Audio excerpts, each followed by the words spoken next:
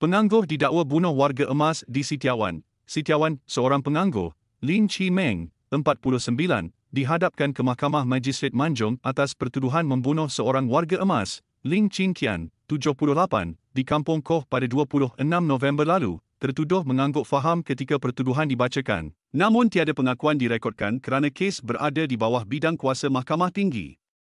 Jaminan juga tidak ditawarkan.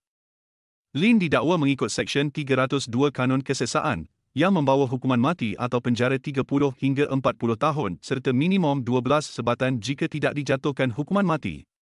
Mahkamah menetapkan 10 Februari untuk sebutan semula. Dalam kes berasingan, Lin dijatuhi penjara 7 bulan kerana mengambil dadah jenis amfetamina dan metamfetamina pada Februari lalu. Di Mahkamah Session, dia turut dikenakan penjara 5 tahun, 1 sebatan dan pengawasan 2 tahun selepas mengaku mengambil dadah jenis morfin. Lin memiliki 3 rekod lampau, termasuk kes dadah.